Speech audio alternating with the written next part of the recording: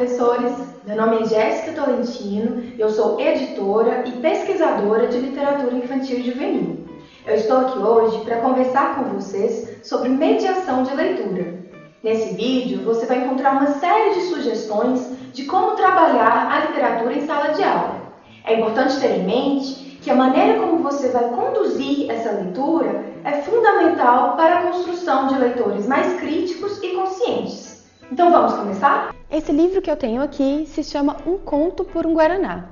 Ele foi escrito e ilustrado por Fernando Antônio Pires e publicado pela Abacate. Mas antes de começar a falar sobre ele, vamos conhecer um pouco mais sobre o seu autor. O Fernando, além de escritor e ilustrador, é também arquiteto. Ele já escreveu diversos livros. Fernando escreveu e ilustrou este livro a partir das histórias contadas por José Glucídio. Esse velhinho vivia acompanhado por um cachorro chamado Príncipe, até o dia em que os dois simplesmente sumiram sem nenhuma explicação.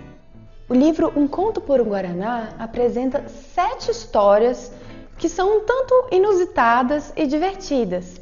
Elas são narradas por um velho que parece meio maluco. As histórias são independentes, mas cada uma delas apresenta alguns elementos que, juntos, mostram outra história a ser descoberta. Um radiador furado, uma girafa que mora em frente a uma livraria, um cavalo que só toma guaraná, uma baleia que se comunica por enigmas, um príncipe com pulgas, um elefante mestre em xadrez, um cachorro que se chama gato e uma infinidade de histórias que trazem surpresas e provocam risadas a cada página.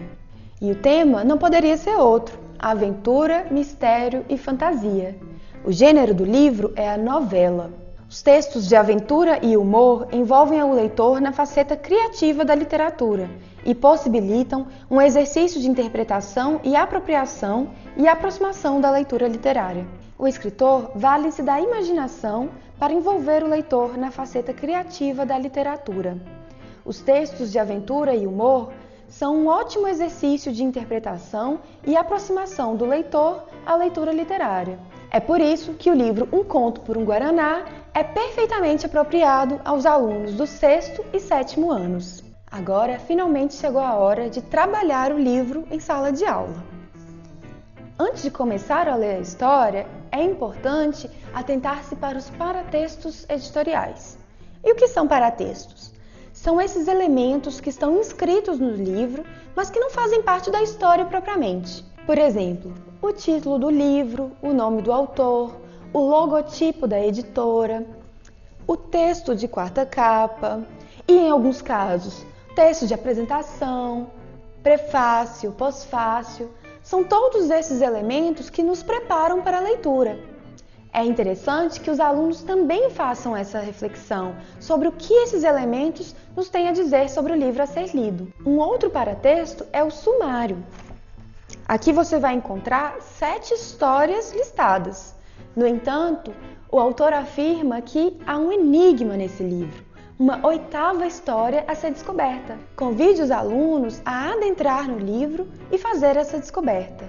Terminada a leitura, é o momento de mediar as discussões sobre o livro. Você pode organizar um debate entre os alunos, onde eles apresentam suas impressões sobre as histórias que eles leram. Será que eles conseguiram decifrar o enigma? E o que eles acharam das histórias? Quais são suas impressões e suas reflexões sobre o que foi lido? Nessa roda de conversa, chame a atenção dos seus estudantes para a metalinguagem que o autor utiliza. Assim, eles vão perceber as diversas possibilidades de criação de um texto literário. Esse pode ser um bom gancho para convidar os seus alunos a escrever seus próprios textos. Que tal lançar um desafio de um concurso literário de contos insólitos? Você pode estimular os alunos a escrever individualmente ou em dupla histórias mirabolantes. É uma boa maneira de exercitar a imaginação. Não se esqueça de pedir que apresentem o enredo, os personagens, a ambientação e, claro, o elemento fantástico. É preciso ficar claro qual o regulamento do concurso e as suas etapas. Essa atividade tem a vantagem de possibilitar a inclusão de toda a comunidade escolar, outros professores, diretoria e até mesmo os pais dos alunos. Você pode, por exemplo, organizar uma cerimônia de entrega do prêmio, Tenho certeza de que vai ser uma atividade divertida. Uma outra proposta de atividade é trabalhar o conceito de nonsense presente nessa obra. Em textos assim, a lógica natural das coisas é invertida e abre espaço para o fantástico, para o insólito, para o misterioso. Você pode fazer um comparativo com outra obra clássica, conhecida de todos nós, Alice no País das Maravilhas, escrita por Lewis Carroll. Propõe aos alunos um diálogo entre essas duas obras. Mais sugestões você vai encontrar no manual do professor.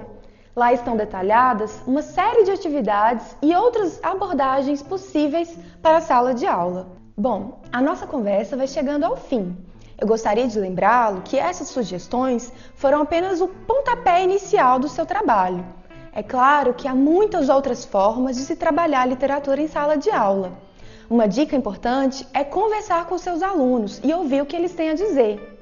Eu tenho certeza de que será uma experiência fantástica. Boa sorte e bom trabalho!